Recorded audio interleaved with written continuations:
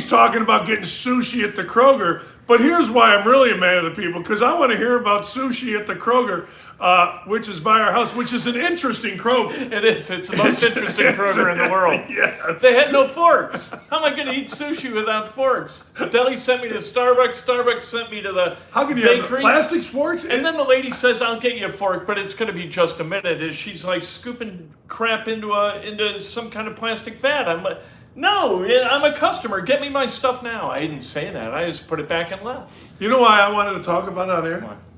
Because I have a story from Kroger on Monday. I do, that Kroger. I wanted to talk about this on air because I'm in line at Kroger. Yeah. I'm in line at Kroger and a lady in front of me is buying more groceries than I've ever seen, and I am buying more than I've ever bought. I'm buying steaks because my kids are all home. I said, we're out of steaks. Lady spends $486 on groceries. I swear to God, she's got everything. So I'm behind her, and I decided that I am going to be Mr. Happy. I'm going to be fun guy. Oh, boy. I'm going to be a mushroom, fun guy. So I start chatting. There's an old lady behind me, and her daughter-in-law. I'm like, hey, I'm buying their groceries. So I bought their groceries. So I get a note from this woman.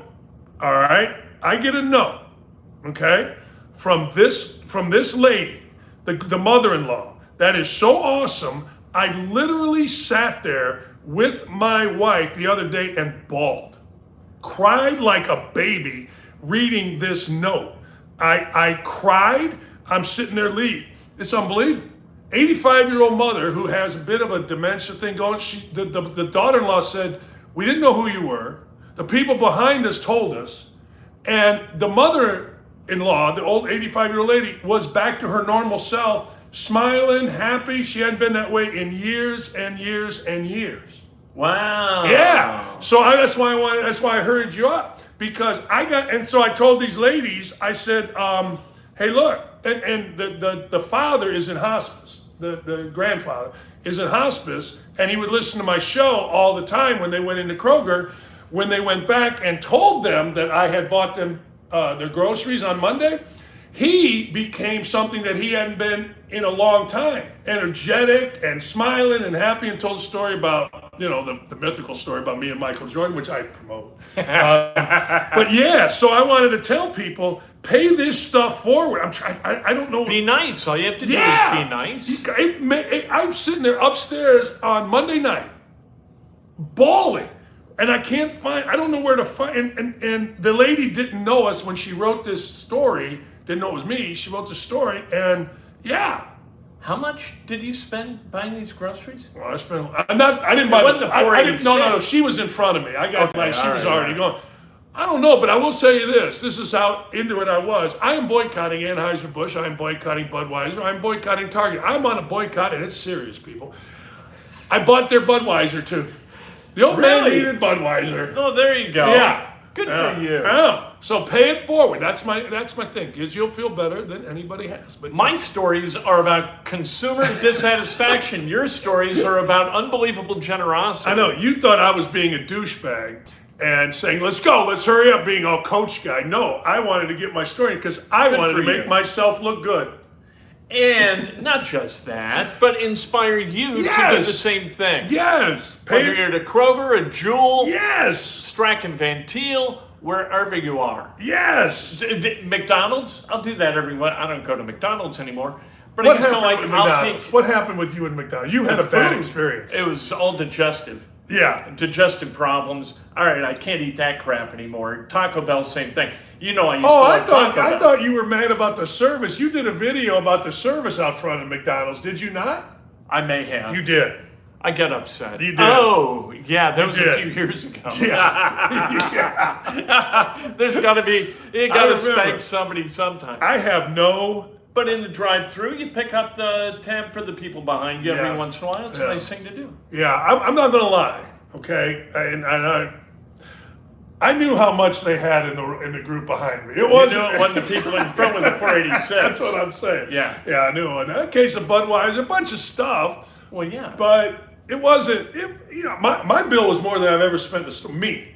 I spent over $300 in the store that day, and I bought booze. I got wine going. We had steaks for the kids, everybody, because it's like the only time all year that we'll have everybody here, including Andrew. So I said, screw it, I'm going big.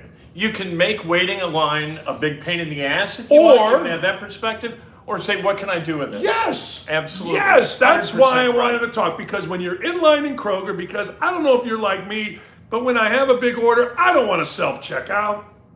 Who wants to self-checkout? It's terrible. I don't want it. And then you got booze and you're waiting for Slappy Johnny to come over and look for your ID. You got the light going. it's you're blinking. like, what I do now? I grabbed the Inquirer.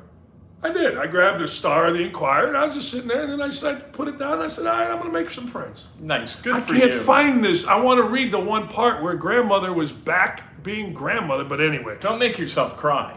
Oswald. We can't cry. Oh, there's no crying on Big Brains. No. But I did. That's why I wanted to get it. I was bawling. I'm reading it to Lee, and I'm like, snap out of it.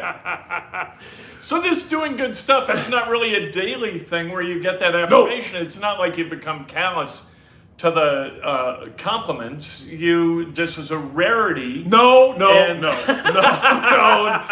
turn it into don't be Greg Doyle on me here. And don't be saying, hey man. This happens so seldom that you make me.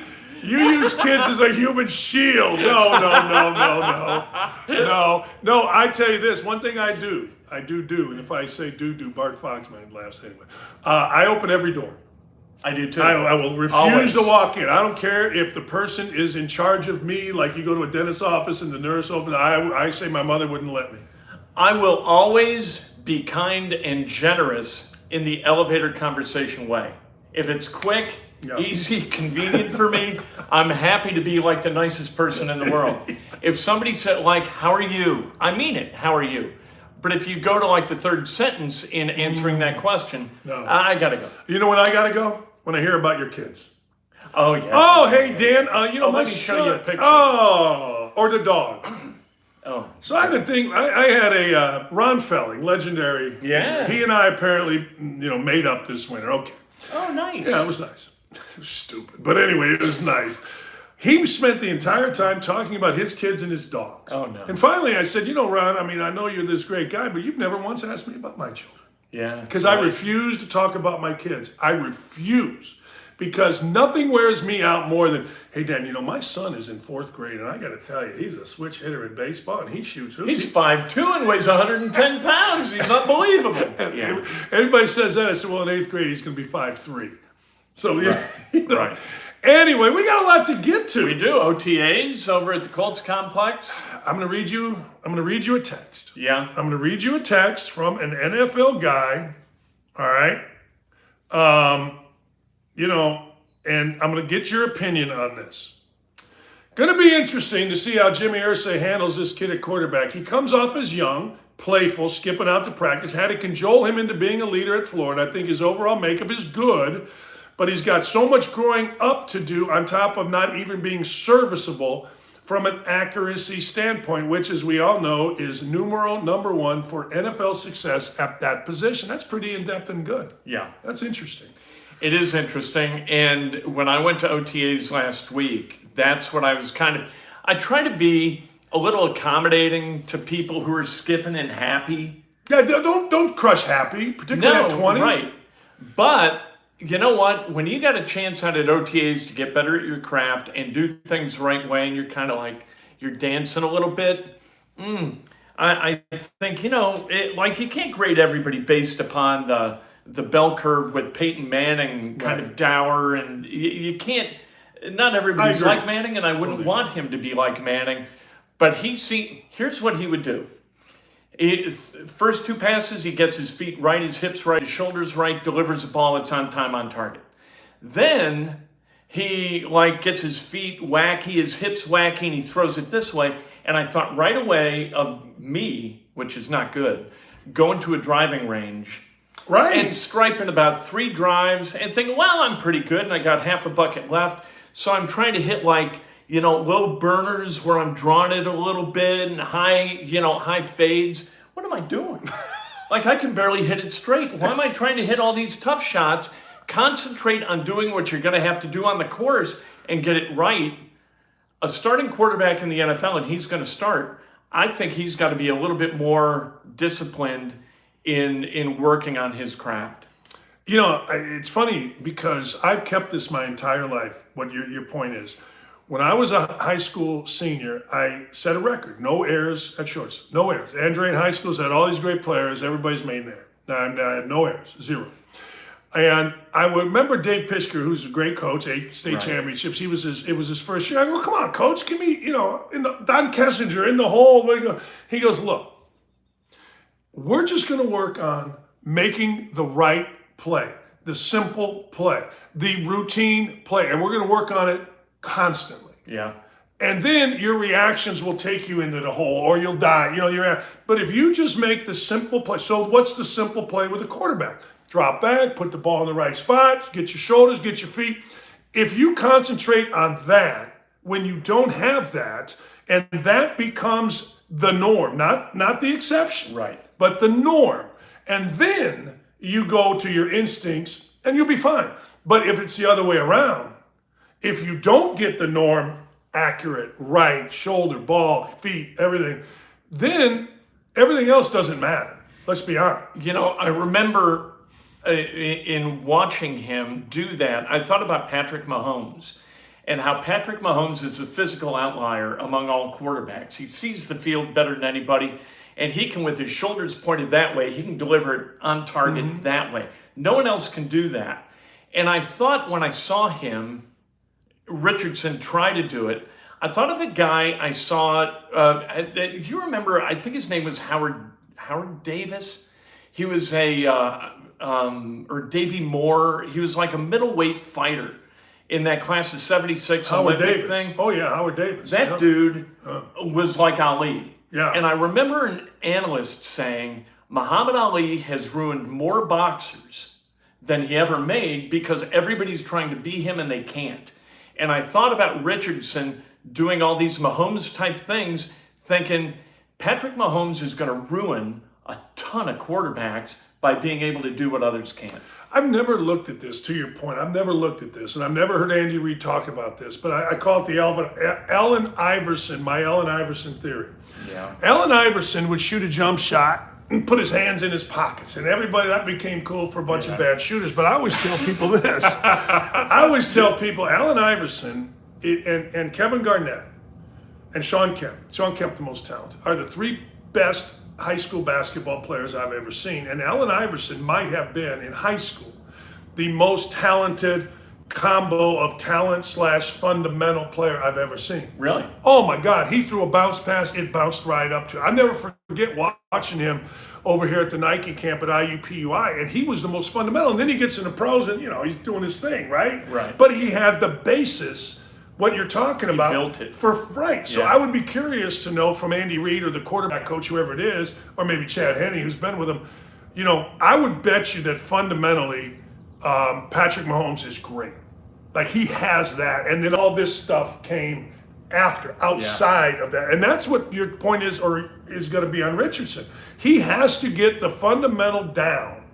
And then you can do all the bullshit. You can do all the stuff that you want to do, but you got to have that basis, because let's be honest, you drop back 30 times, let's say 30 times. You drop back 30 times, probably 20 of those are step into your throw passes. Yeah. Probably 10 Right. are we got to go make a play. We remember the got to make a play. Right. But 20 of them are, right here, got to make that out pass, got to make the deep pass, crossing around. And that's, 2/3 of the time. How many times have you seen coaching a great athlete who couldn't grind his way to be a good fundamental player, could have been, had the ceiling to become a really good pro, but didn't understand how to grind? Grinding is the perfect word too, because look, taking balls at shortstop for 30 minutes in the heat, that ain't fun when they're right to you. Right. What's fun is coming in one-handed flip or something you saw on TV, right? That's fun. So no question. The woods is full of dudes walking halls in high schools or colleges or in the G League or in Europe or wherever that have more talent than tons of guys in the NBA. But the grind, Yeah. like, Duncan Robinson's having a hell of a thing. Okay, so Duncan Robinson signs a $92 million contract, right? Good to be Duncan Robinson. Great to be. And the next day he's at our house. And he's cooking breakfast for everybody. Literally the next day. He signs it. Andrew and I are in a golf tournament. He shows up. He's walking with us in the golf tournament. And next morning, he's up and he's making everybody breakfast. No All right? kidding. Yeah. So Duncan, then, after the contract, he gets beat out. Max Struss comes in. Tyler Hero comes in. He's not playing. He went from starting 70 games. What Duncan Robinson do? It's a great story for kids. Duncan Robinson said, okay, and he heard it. He heard the worst contract ever signed, blah, blah, blah, blah, blah. Everybody went from, we need a Duncan Robinson to, oh, shit, don't get too excited about a guy, man. What did he do? He grind every day, without fail. He grinded. He sulked probably a little bit, but he worked. All of a sudden, what happens? Hero gets hurt. Oladipo gets hurt. When Oladipo and Hero were playing for the Heat, they were an 8 seed. Now with Duncan Robinson, they're a 1 seed. Just because he grinded the shit that nobody sees. Right. Nobody sees that shit. And if Anthony Richardson can do that, like you and I grew up, we knew Walter Payton. Walter Payton ran that freaking hill. Right. With that kid from Indiana, Kelly. And I mean ran it, right? And nobody saw it. Right. And nobody wants to do that shit. Jerry Rice, same deal. Same deal. Yep. So if you have enough talent, like you and I back, I could go grind it out all I wanted, but I wasn't going to run anything other than a 7 flat 40. Right. But if you have that kind of talent and and you grind it, Yeah. that's why they bet on Richardson, because I'm betting they think that Richardson's a grinder. What have I you sure seen? hope he is. What do you think? I mean, you've seen him out there. Well, I mean, you see an hour of a guy throw into a net and then throw into some guys, but we can't videotape that. I mean, he looks like a guy who needs to grind. But what he does so easy. It's kind of like I was standing out there with Rick Venturi and Rick saying, and I can't remember the coach he was talking about, but he said this guy always said, he's got to play too hard to be good. And he was like, that's not Richardson. Richardson moves easy, he cuts easy, he sprints easy, he throws easy. Everything's easy for him from an effort standpoint. It just looks like he's gliding. It's kind of like the difference, I don't know, you watch a guy like, this might not work, but Barry Sanders. Yeah. Or Peyton. Yeah. Peyton was a hard runner. And then you watch Gale Sayers. Yeah. He was just beautiful. There's a beauty to Anthony Richardson that is a little bit in common with Gale Sayers. Well, we're going to find out, because as you said, when you and I were talking, even before they drafted, no doubt they're starting Anthony Richardson. Right. Ain't no doubt. I mean, Minshew seems like a great dude. He is. Yeah, probably a perfect backup, that kind of thing. Yeah. But he ain't starting. No. He's $3.5 million a year on a 1-year deal. Yeah. You're not gonna give a guy a 1-year deal and he's gonna start for you. No. So people say, well, they got to play him. Oh, tell Noah about the flood. No, I mean, who are you going to play? And Minshew's been 9-18 as a starter. No. That's who he is. Take out the Colts. Maybe It's not 7 and 18. 1 and 2. Right. Hey, and he doesn't have Matt Eberflus's team on the schedule this year.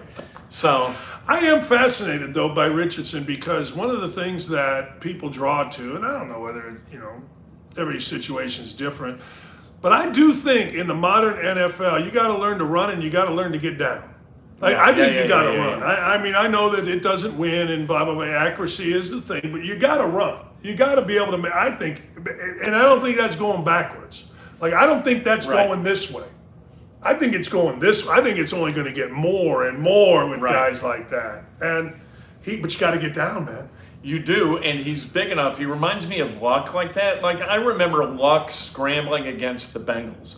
And Vontaze Burfict tried to hit Luck right in the chest plate, right in the sternum. And Luck kind of ran over him, and Burfict was out for weeks with a concussion. Oh, I remember, yes. Right? Yes. Richardson has that kind of size. He's 6'4", 242 pounds. He runs a 4.39 40. Ran a 4.4 at the combine. That guy's going to hit you like a ton of bricks. But if he does it 8 times a game and doesn't get down, he's going to take a lot of that. That's what I'm saying. I mean, himself. Luck was huge and Luck was willing. But Luck, I remember Richardson telling me they brought in baseball players. They brought in Indianapolis Indian. They tried to teach that guy slide, and he wouldn't.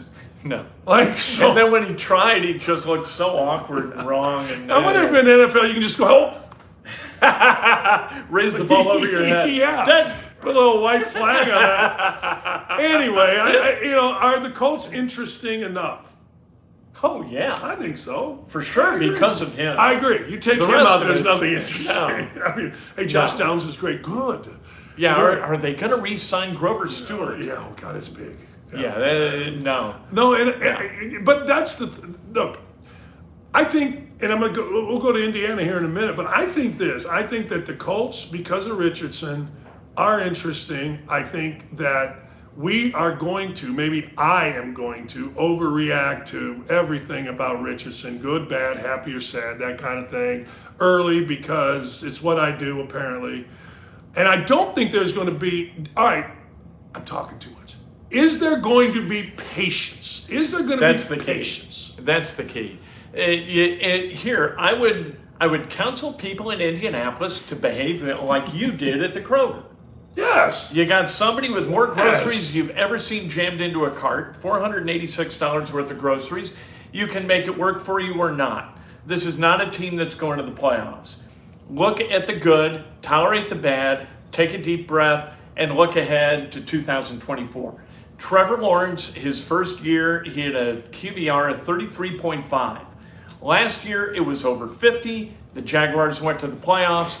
Good times are coming, but it's going to take a while getting there. Yeah, I just wonder, is that patience extended to my boy Ballard? Yeah, I think so. I do too. Well, here, because it saves his job.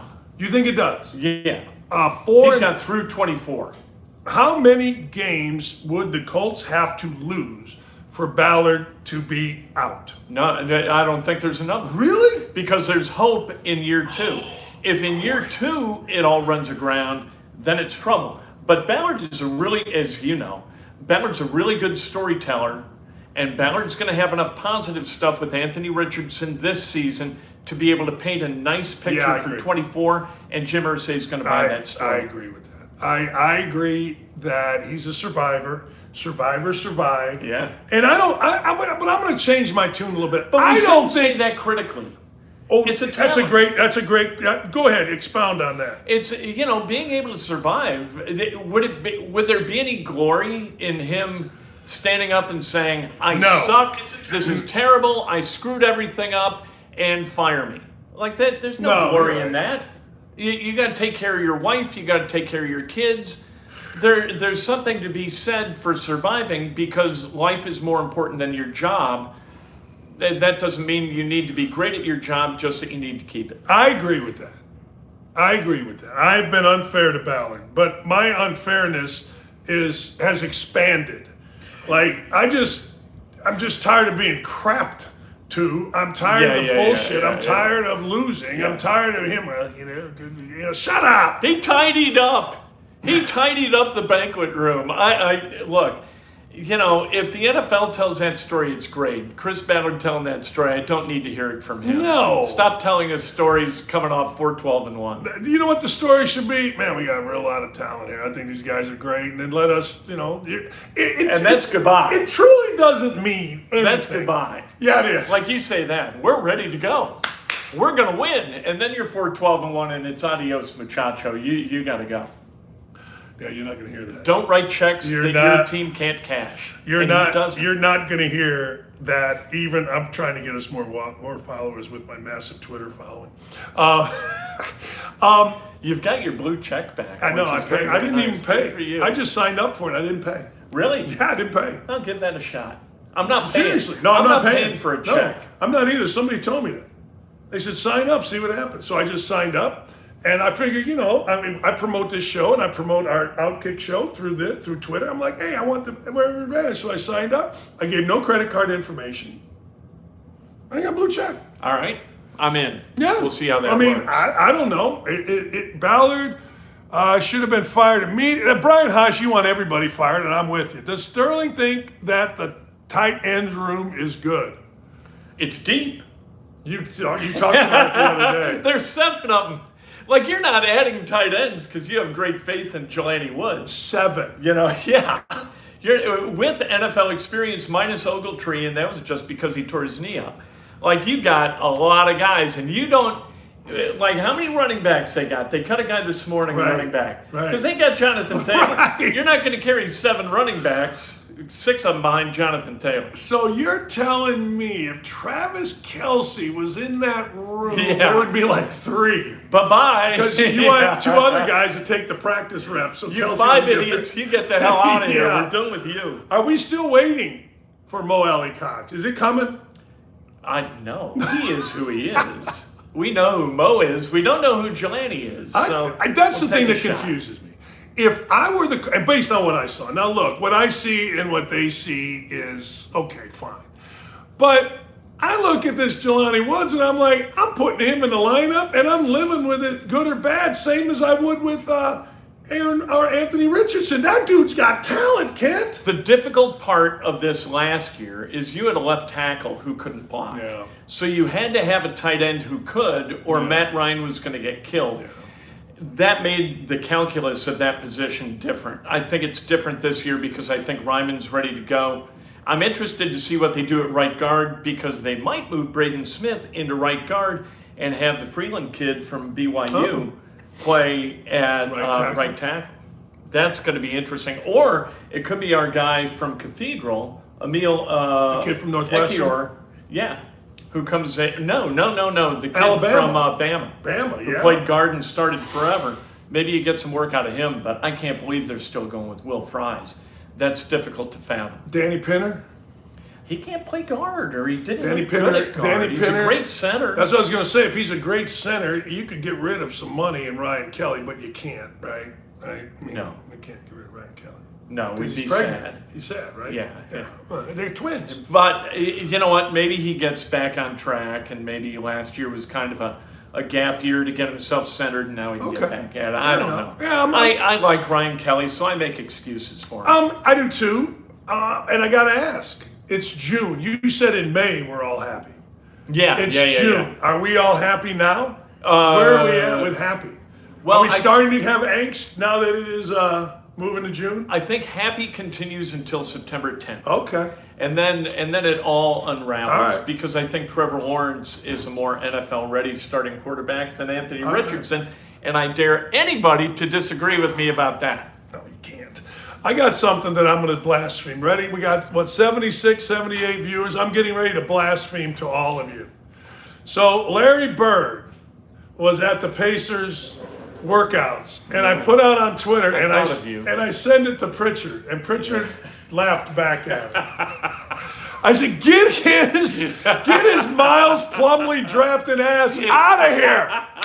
Get him out because it's going to be a big white guy. Like, I thought Zach Edey is the 7th pick in the draft. I did. I'm like, he's 7th. Bird's in the house. Oh, man. It's got to be. I saw that on a sportscast. I was like, oh, there's Larry. Dan ain't going to be happy about this at all. And why would you be? Well, he did a good. What's happening? He got Paul George in here. He traded away Kawhi Leonard for George Hill. That wasn't really good. How fun? I want you to think about something here. Now, I know that it was a setup deal, so I don't know the particulars. But let's just say that Bird said, hell no, I'm in a position to draft Kawhi Leonard. Yeah, right. How much does that change a franchise? How much does it change a franchise if you take Draymond Green over Miles Plumlee? Yeah, 1,000,000%. Jesus. Yeah. And you didn't get anything great back for either. Right. Like, you got nothing out of Plumlee.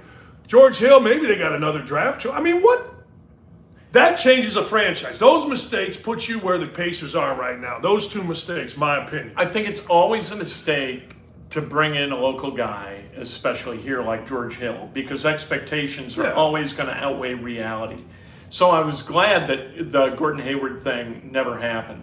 I just think that's really bad for everybody. When you take, like Victor Oladipo comes, he's home, great. No, then he just shits all over the city and bails and goes elsewhere. And well, that's why now I know our boy Doyle is, we could get Trace Jackson Davis here.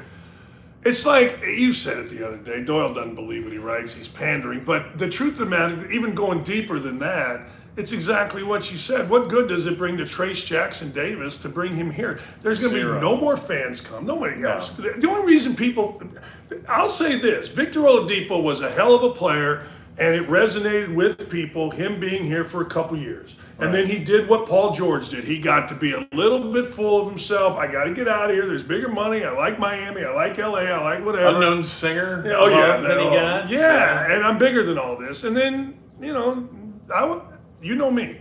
Sack up. Be careful what you wish for. And no good deed goes unpunished are my three mottos. And you know what? Be careful what you wish for. You're undefeated. They don't need Trace Jackson Davis here. I don't know what you would do with him. It sounded like Mike Woodson talking last night down at Huber's, which is always hilarious to me because I know they got to make that drive, and it's a long-ass weird drive, and then you show up, and it's everybody from New Albany and Floyd's Knobs and Jeffersonville, and that's an acquired taste. And Mike Woodson's got to be like, oof, rough night. But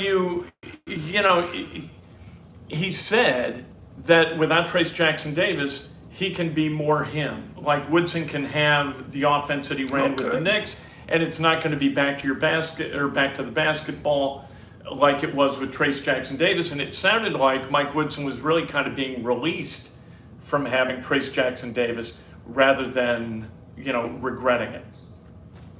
Does that make sense? It makes sense that he thinks that until the first game comes. And you're like, this guy named Ware shows you why he got his ass benched at USC, and some freshman entitled kid can't make a shot, and he ends up putting Peyton Sparks in there. Watch that happen.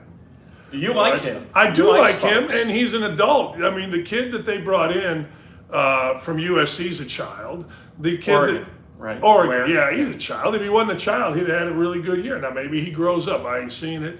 And the kid from that went to Duke, why didn't he go to Duke? Didn't want to compete. Okay. So he's a bit of a child. And when it gets rough, not against Chicago State or any of that, but when it gets rough, you're going to see some Peyton Sparks, because Peyton Sparks is an adult that goes on the block and isn't afraid and knows his way around it. I felt the same thing for like 10 minutes. When I had a kid named Keith McLeod, man, I ran everything from him. We can run more offense. Oh, really? Yeah. Hey, Keith, go get me a bucket. You've told me this story about Eric Gordon, and it was like you'd run 4 low, and Eric could just do what he does, and you couldn't take it anymore, so you called something else. And like Sampson, and everybody's like, what are you doing? What? He just got tired of it. Gordon just missed 10 in a row. We still doing that well? Are we? All right. Hey, but I mean, there are other, these dudes are at Indiana for a reason. Right. Oh, you just get tired of this was it. What was it? No, it was this. I'm the offensive coordinator. Coach, come on. Can we get Armand a shot? I mean, he's not high today. Let's get him a shot. He's feeling good. Anyway, we dealt, but look, that Hubler thing is awful. I mean, awful. That's been going on forever. Yeah. And every person ever involved in Indiana basketball hates it, but it is an homage to your boys down there in New Albany and Joe Huber, or whoever the Hubler group is. Why can't we hang no 6 banner, Coach? Okay. I don't take no for an answer. Okay. Just come in second. Right. We had to squabble. That's what he was saying. About what? He had to squabble with the assistant coaches because he was saying that Indiana deserves a seat at the table with recruits who are only inviting Duke and Kansas and the Blue Bloods in. And the assistant said, Coach, we're not there. And Mike Woodson said, no, we are there. So they had to have a squabble. And all of a sudden, you're starting to get, Jalen Hood-Schifino and Malik Renew and Mackenzie and Baca. They had a hell of a squabble between, what's that guy's name, Rosemont? Rosemont and Woody were going to throw hands a couple years ago. I think it was CNN involved, or it was something involved. They were dropping the big words on each other, and they were getting ready to throw hands. Really? Oh, yeah. Oh. Yeah. I wouldn't want to fight Mike Woodson, especially now that he's got a new knee. But Mike Woodson seems like a guy that, if he cocked his head funny and looked at you, I'd think, all right, I'm going to let that go. As my wife said to me a few days ago, when I said, man, that guy needs his ass beat. Go, Dan, I love you, but you ain't beating anybody up. That's how I look at Woodson. Mike, I love you. but they ain't beating nobody up. Look, I think Indiana should have a good team. I think they should, you got to win something. And look, they've improved every year, so good for Indiana. And if they think they're going to be better without Trace Jackson Davis, God bless you. I remember Purdue fans. Now, Edey comes back, right? Yeah. And Purdue fans were like, well, I think we're better without him. Oh, really? You ever watch Purdue's guards really play? When in doubt, throw the ball up in the air to Edey. Yeah. I mean, and superstars help. Like, and you can say whatever you want, but Trace Jackson Davis was a freaking superstar in college basketball last year. In the landscape of college basketball, he was a superstar. First team All-American. Damn right. And so is Edey. And don't even begin to diminish that for some guy that, wore a diaper at Oregon and couldn't handle, oh my God, so much pressure. Shut up. Indiana's a lot of pressure. If you can't handle Oregon. Yeah. It's a little different down in Monroe County. It's a little different in the middle of that court. The crowd only picks up, or the mics only pick up the big cheers. Yeah. The players pick up, you sorry, Look, and I've watched players walk through Knicks on the way out the door, down the stairs, out the doors, and you got the townies sitting at the booths. Yeah. Just constant yammering at players. I would imagine that it's not nearly as much fun to be a basketball player in Indiana as a lot of people think it is. It is, but you're right. Like Dane Fife and I talk about it all the time. It's a blast to be a basketball player there, but you're right. Because every white dude, when you look like me or Dane, thinks they're better than you because in high school they got 10 points or they got a bucket on you at the right. And every African American dude knows they're better than you. Like you're only there because Bobby Knight recruits white guys. I go, I did have 30-some in the state finals. What'd you do? Right. But no, but that's exactly right.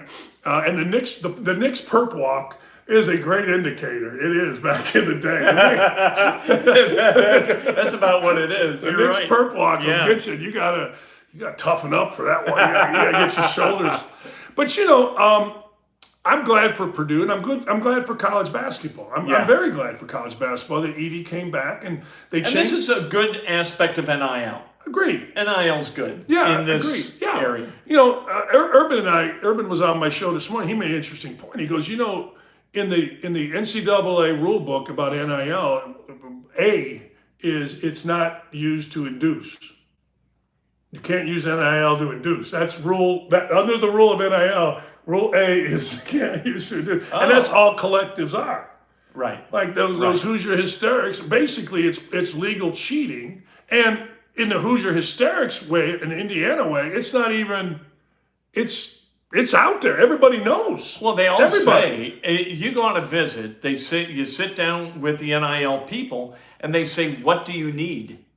Yeah. I mean, that's as blatant a conversation as they could be. Woody said last night. Yeah. What are you selling? I'm great conference, great institution, and NIL. Yeah. Oh, where's academics? I didn't know. Or is that all? Is that? But it's true. He didn't say education. Did he?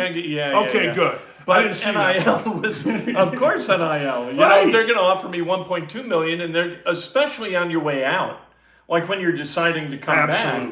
That is that an inducement? That's an inducement. Of course.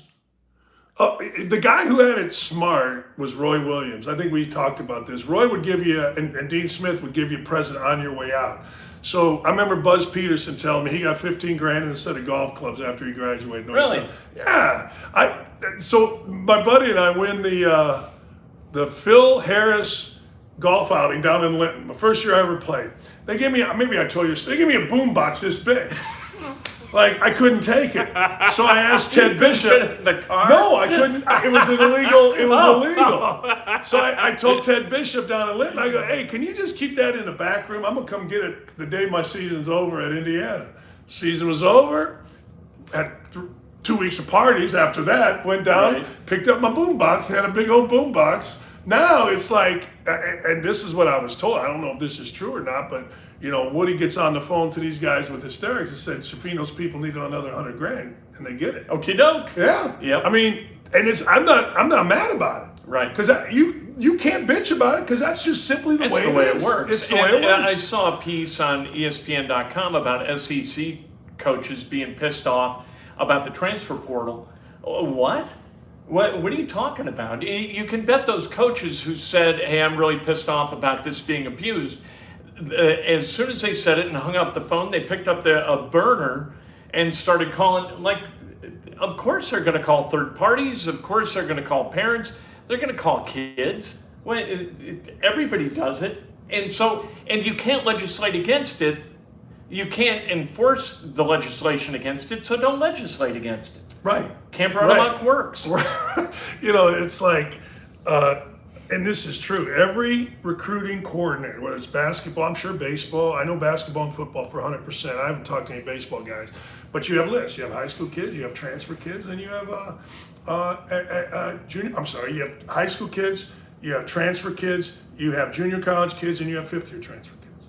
That's what you got. Right. I mean, it's so you can complain about it, but complaining about it does absolutely nothing. There is no other side to this. Once you start paying, once that is out, there is no bringing it back in. Right. So complaining about it, all it does is put a headline out there that another coach can use against you. Woody's smart. I think Woody's really smart by saying, look, you said education. I did not see that, but I'm glad he did.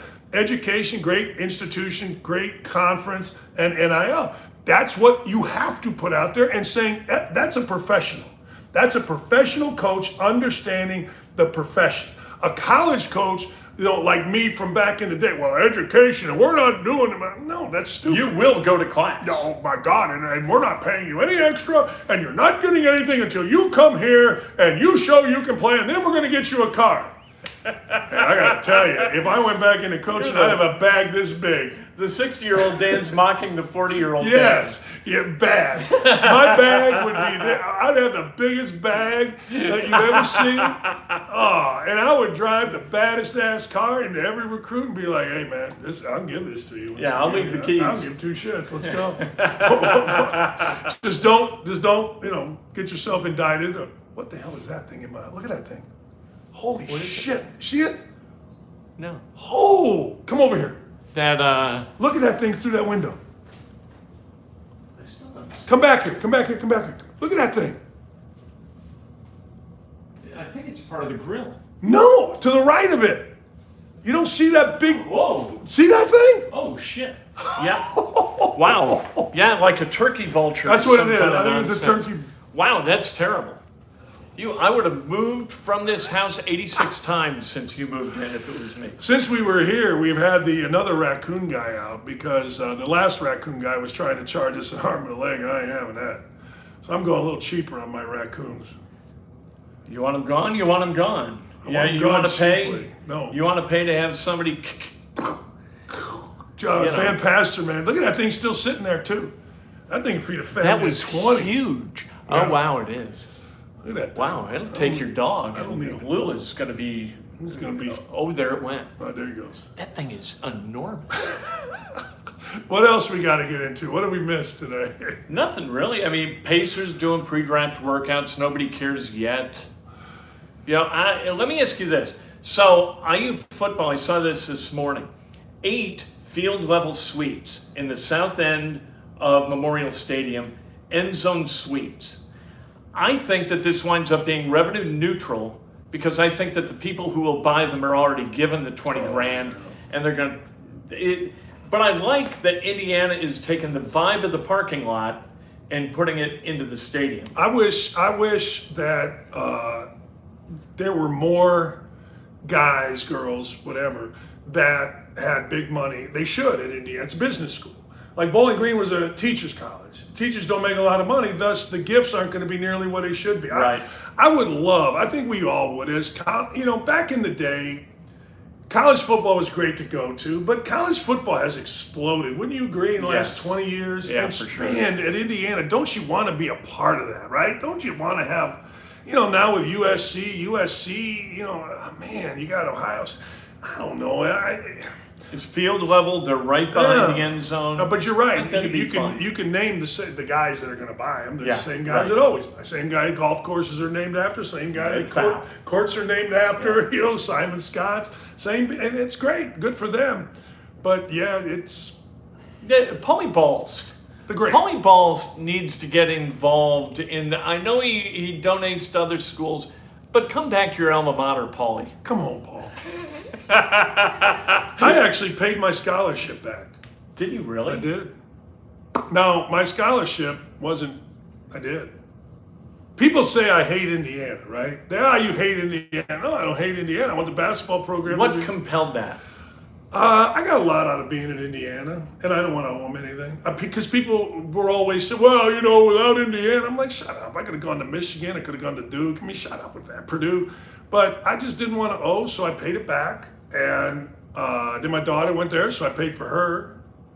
So actually, Indiana owes me now that I think about it. Damn right. Well, sure. Yeah, I don't know that I paid everything back. Like, I don't think I figured out summer school money, but what was tuition back then? 10, 12 grand, I think, is what I paid. Tops. Yeah. Man, my freshman year It might have was been 80. $33.50 a credit hour, and then $1,500 for the dorm. Yeah, it wasn't like It was like 1924, A gas was 10 cents and we went and got a Fanta. Woodrow Wilson, he was rubbing my dad's ass raw about student loans. I got to tell you, and that damn Branch McCracken was one hell of a basketball coach.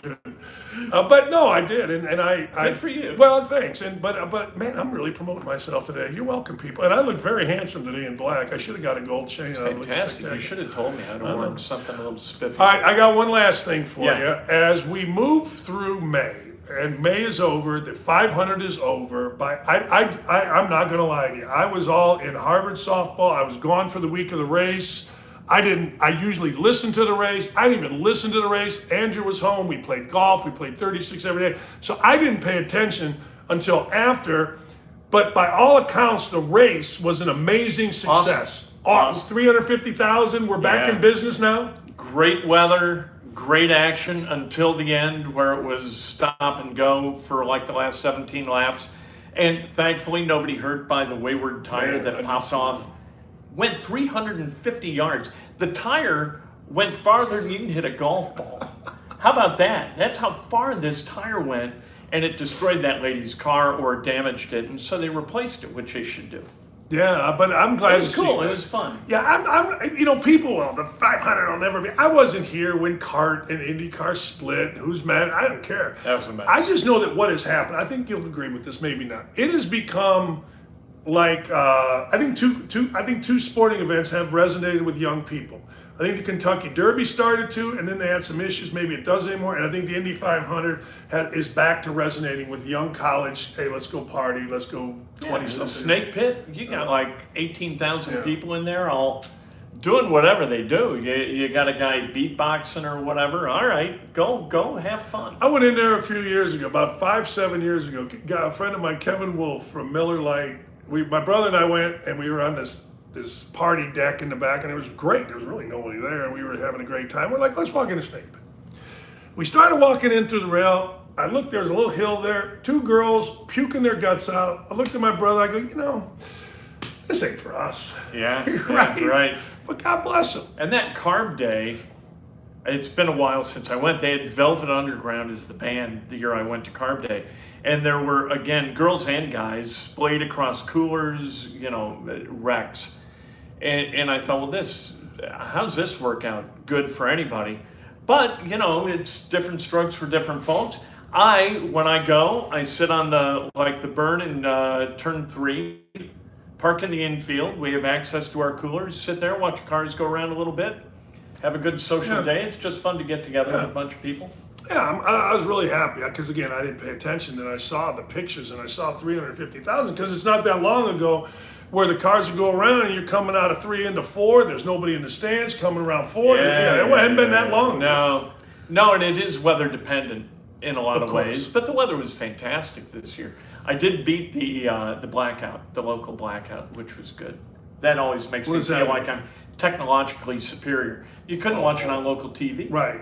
So you got to figure out. At Emmis, you were not happy with you when you were working at Emmis. No, we had to have the race going. Yeah, we wanted no race on TV whatsoever. No, having a 10 rating. There's no radio show in the world that has a 10 rating. And the 500 this year, I'll guarantee you did a 10 rating. On the radio. Yeah. Yeah, it saves the station in a lot of ways. Good for Griff, good for Cop, good for our friends we Good still for our have friends. there. Yeah. All right, anything else? No, we're Enjoy all your good. day. Pay it Oh, forward. you know what? One thing. Yeah. Did you watch the American Gladiators documentary? It's really kind of interesting. It's guys who got here real quick in their life, and then the fall was really steep, and they're still like, you know. What do you mean got here? They were gladiators? They got famous. You talking about the actual participants or the owners? Both. Okay. Like whoop, like wow, we're on a rocket ship, and then all of a sudden whoop, rocket ship no more. But they've got the physical torment, and they pay the physical price for their participation in this thing that's not even remembered. It's just kind of interesting because I think that it parallels in a lot of ways like football players who play in the NFL. They pay the price long after they're done playing for a few years of this. And I thought it was really interesting from that perspective. Was that on yesterday? Yeah, and it was on again today. Yeah. I will tell you about American Gladiators downtown. Knezovich, our boy KK, Kyle, he trained because they were going to let him do it. Yeah. I think he lasted 5 seconds, 10 seconds. Like it is. Oh, doing the obstacle course thing. It is so ridiculously hard. And I watched Kyle do, I don't know, some kind of 1,000 idiotic push-ups. I mean, the dude is strong and in shape, and this thing was like, oh my God.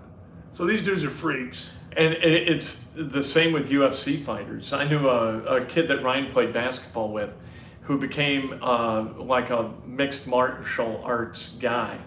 And he was like, you can't even believe the kind of shape you've got to be in to last a round.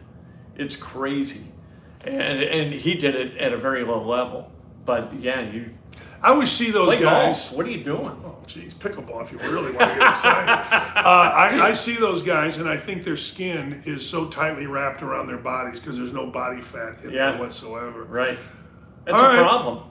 I wish it was my problem because when I get skinny, I'm going to have skin surgery for the folds to tighten them up and a testicle tuck, but that's for another day. Go to the Kroger, help some people. And hit the like button, the subscribe button. We don't even tell people that stuff. We do the worst job of maintenance of our You do a great job on the KentSterling.com. Go to KentSterling.com for all your daily information local because it's great. Where else are you going to get it? It's a great question. What has happened to my radio station? Wow. You know what? Here's my rule about this. Never crap on people who are doing a tough job trying to make a living. All right. Good. Fair enough. I just asked. It tells you what I think, though. I mean, I don't have in your day part. It's tough. Good heavens. That's a tough day part. Yeah. Well, I mean, you've got to. Look, you can either build a show or don't build a show, and that's whatever. more what I'm asking. Jimmy does a great job, and whoever they have on there is trying. But and James Boyd's been on recently, and I love James Boyd. I recommended James Boyd. I sent a note to David Wood. I was like, James, you ought to be on the radio. And so I got James' number, and I sent it to David, and I said, you got to have this guy on. And has he been on? Yeah, they put him on once or twice a week. I wasn't really asking about the individuals. I was asking, it seems odd to me that I was gone early December, and here we are in June, and you don't have a show. Yeah. Like the guy, Brian Noe, they told him that he couldn't do his Fox radio stuff. I think I told you that, right? Yeah. Yeah, they said, you can't do your Fox Nat. Like they told me, you can't do your Outkick stuff. And Noe's like, well, I'm not doing that. Here's my problem with that station. Maybe I'm helping through this criticism. And this goes back to when you were there. It was a series of siloed off shows. Yeah. You had no continuity. Yeah. Let's go back to Michael and Joe. Like you had Michael and Joe that sounded like one radio station. Then you had you, which sounded like a different radio station. And then you had John, who sounded like a third radio station. There was no common thread. And when we built it from Jump Street, the advice that we got that I completely bought into and completely agreed with is you're building a radio station. You're not building shows. You're building a station that people listen to throughout the day. And that's what we tried to do. And what it became was siloed off shows. Do you think, I don't agree with do you think a little part of that was the fact that right in the middle of it, you had a national show as opposed to early or late? Yeah, I do. Like you had a show in Levitards that was just useless in our area. Yes. And Greenberg's only because people knew Mike's name from Mike and Mike. Other than that, that show was useless. Like I went back and looked. Actually, one of the I don't know if I should say his name, so I won't. One of the salesmen at the station sent me this, and then Barrett Sports Media, Jason Barrett picked it up. When you look at the shows across the country that followed local shows that followed the national shows. Yeah.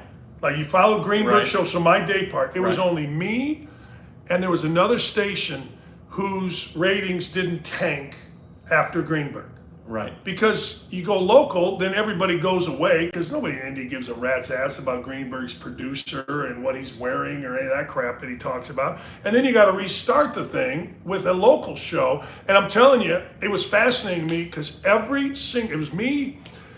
I don't know who it was, maybe Nashville, I don't know. But we were the only two whose ratings just didn't. Here's the thing that you and this is kind of part and parcel with that, is that you need to deliver always. And we violated this today, but it was fun and it was good to talk about Kroger and tell people to be nice. You need to deliver on the expectation of your audience immediately. Yeah. Like we knew this, that Rush Limbaugh, his ratings would peak at 6 after the hour. And then the show would come on and you would see people leave because he didn't pay off the expectations of everybody. You know, some he did and they stayed. But if you can tell whether a radio station is well managed and managed in a detailed way by the way they start segments. If what they do in the beginning is talk about the music, that's what the talent hears, and they talk about the bump, that is a poorly managed radio station. You have got to have more respect for your listeners, your customers than that. You can't deliver what they have no desire to hear, or you're going to languish. And that's not just true here. It's true everywhere. It's true with Greenberg. It's true with others who wind up talking about all this rogue, nonsensical stuff. When what do I want? I want sports. I want good. I want some kind of inventiveness is fine, but I want some insight. I listen to you at 12 o'clock. Boom, you hear, like Lee Elia yelling in that whole montage. Mm-hmm. What do I want? I want you talking about either IU basketball, the Colts, Pacers, something. Give me something. I got mad.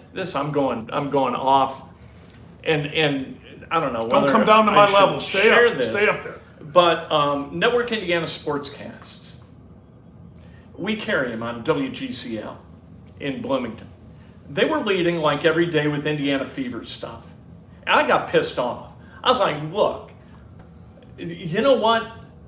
We know what people care about. Yeah. And it isn't that. And if you're going to put it because you're a partner with Pacers Sports and Entertainment, if you're going to throw that at the end of a sportscast, Grace Berger had 3 last night, and Fever lost to the Sun or whatever.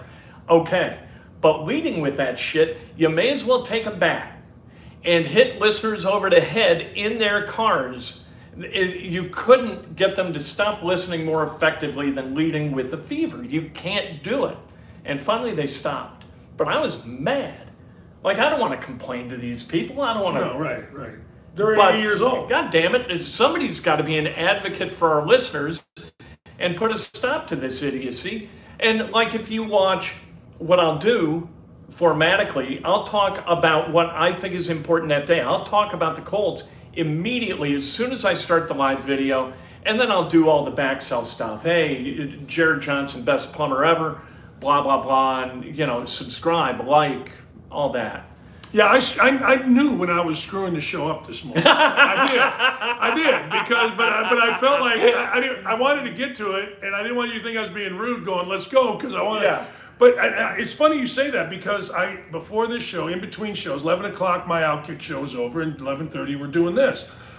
Kent, I swear to God, I had a conversation, and with my producer, and he's like, you know, our show, again, I'm having a hell of a day talking about myself, and I like it, is the highest rated show on YouTube. They don't really care about Twitter anymore. No, you don't monetize Twitter, you monetize or on YouTube. But they said, now today's show had, okay, but in the first 5 minutes of yesterday's show, my producer and his boss both said, oh, this is going to have big numbers. In the first 5 minutes. Just because you opened hot? Just because I thought I did today, but the topic was Shannon Sharp and Bayless, and I don't really care. But it was one of those things where I'm like, well, there's not much going on. I guess I could have started with the NBA, probably should have. But I started with that, and they said, look, Dan, you were hot on it, blah, blah, blah, blah. But we knew in the first 5 minutes, because the first 5 minutes on YouTube, other than McAfee's got a unique deal that everybody wants to do. But the first 5 minutes on YouTube, on a streaming show, determines it, because the algorithm is such that your second hour is never going to be as good as your first. I don't understand it, but that's what I was just told. So Van Pasterman and Sean and Jennifer and all the folks that come every day, if you see me out of my mind in the first 5 minutes, to your point is about the Colts, that's what we got to do, because it grabs you, it keeps you, and it gets more viewers. Always lead with the thing you care most about, and it should be in alignment with what your listeners care about. So I fucked this show up here in the first 5 minutes.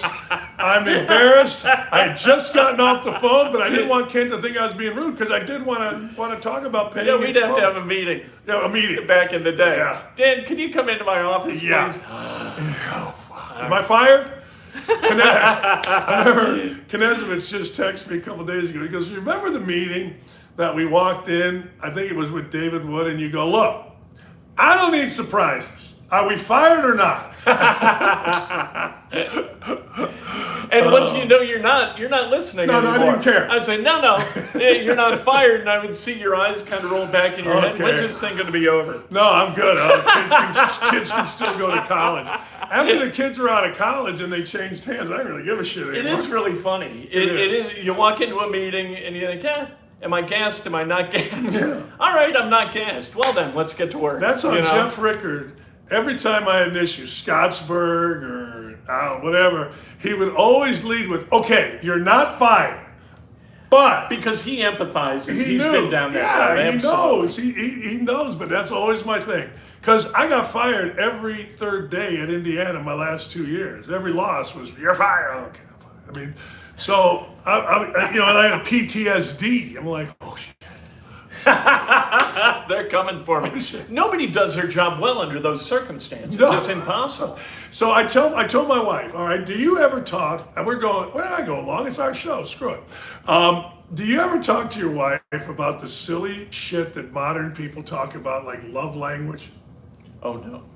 So I don't even know what the hell I didn't either. Okay. So Lee goes, what's your love language? And I go, I don't know what that is. I don't know. Well, what do you need? I go, you know what I need? I go, just once in a while. I don't need it often. I don't need a letter. I don't need nothing. Just once in a while, just tell me I'm doing a good job for you. Just tell my wife. I said, just tell me verbally. Say, you know what? I love you. It's great being your wife. I said, that's all I need. I don't need anything other than that once in a while. This makes me really sad.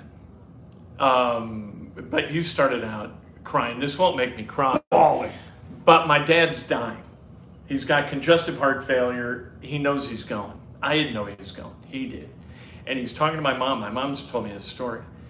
And he said, well, I guess we did okay. I never told him. I never said, you did okay. Thanks for being my dad. You were a great dad. Never ever told. I didn't think he needed it. And then mom I'm like, how do I unring that fucking bell? Like, Jesus. You know what I mean? Yeah. And so now I feel bad because I didn't do the same thing. That changed the way, like, and this is so odd as kind of an analogous thing, but Sean Connery in Finding Forrester tells his guy Jamel an unexpected gift at an unexpected time. An unexpected compliment at an unexpected time is really, really good. Say what you need to say to somebody before you can't say it to them. I was like, wow, I never knew he was that guy who would question. He was so strong and like, Yeah. he was outrageous. Everybody is, though. Yeah, everybody wants to know they're doing a good job. And I don't know that we tell people that nearly enough. I try to tell Juliet all the time. Yeah, I do too. Julie's like the best thing that ever happened to me by a factor of 1,000,000. Like that she put up with my shit in Chicago is far and away the greatest level of love and being a human being that I can even like imagine. Like I was college Kent Married. in Chicago. Yeah, married with a kid In Chicago. trying to go through like improvisation classes and figure out what I wanted to do. I did everything backwards and it all worked out great. But man, Julie, whew, that was a good one. That's a good hire. That's the best hire. Yeah. No, that's the best hire. And you've been smart enough to keep her on a long-term deal. You didn't have to probably had a franchise tag her, keep her around once that's in a while. exactly right. Every once in a while. Julie, yeah, we're not going to have that conversation today.